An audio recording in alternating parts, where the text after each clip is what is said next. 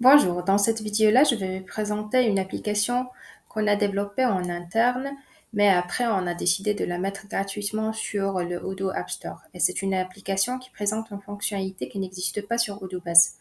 Et cette fonctionnalité-là, c'est d'ajouter ce ribbon d'avertissement pour savoir qu'on est sur la base de test.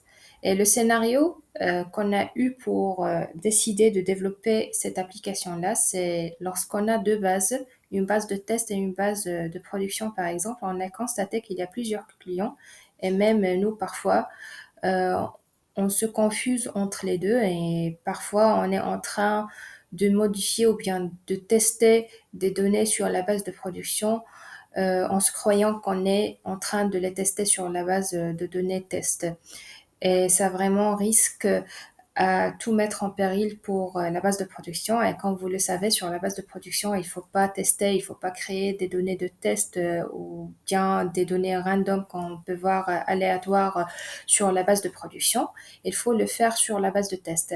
Et comme c'était une situation qui se répète beaucoup, les gens ou bien nos clients se confusent entre les deux bases, on a décidé de développer cette application qui, bien sûr, sert à juste vous alerter et vous avertit que voilà, vous êtes sur la base de test. Et comme ça, on a cette réflexion lorsqu'on ne voit pas le ribbon sur la base ou bien sur l'interface.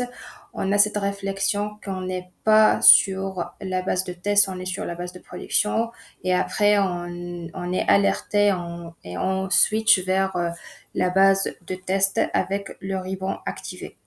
Alors, après avoir bien sûr installé le module sur votre serveur, on a ajouté quelques configurations. Par exemple, on a on a ajouté la configuration de changer le texte d'avertissement ici. Le test serveur, par exemple, on peut le changer et aussi la couleur du ruban. Et pour le faire, on va y aller sur paramètres. On doit être sûr qu'on est sur le mode debug ou bien développeur. Alors, technique. Et après, on va y aller sur paramètres. Voilà, paramètres de système. Et ici, on va juste taper ribbon.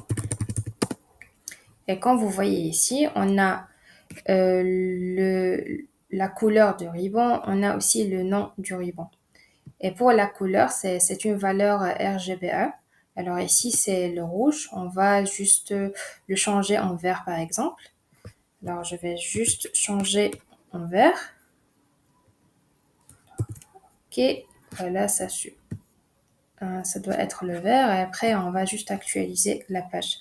Et comme vous voyez, lorsqu'on a actualisé, ça changeait la couleur du ruban en vert. Alors, on a aussi un paramètre de système qui sert à changer le message d'alerte. Alors ici, c'est ribbon.name. Alors, quand vous voyez, ici, c'est le nom de notre base de données. Après, ici, on a le message d'alerte. Je vais juste le changer.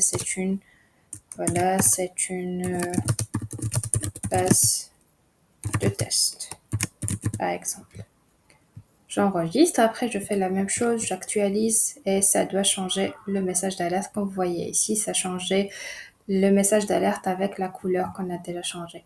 Alors, ce qui est bon sur cette application-là, depuis que voilà, différent entre la base de production et de test, c'est qu'on a ce ribbon qui est fixé là pour toutes les fenêtres. Alors, si on clique sur vente, par exemple, on a toujours le ribbon qui est fixé au top de notre fenêtre. Alors, on sait toujours qu'on est encore sur la base de données test. Bien sûr, je vais aller par exemple sur les contacts, c'est la même chose.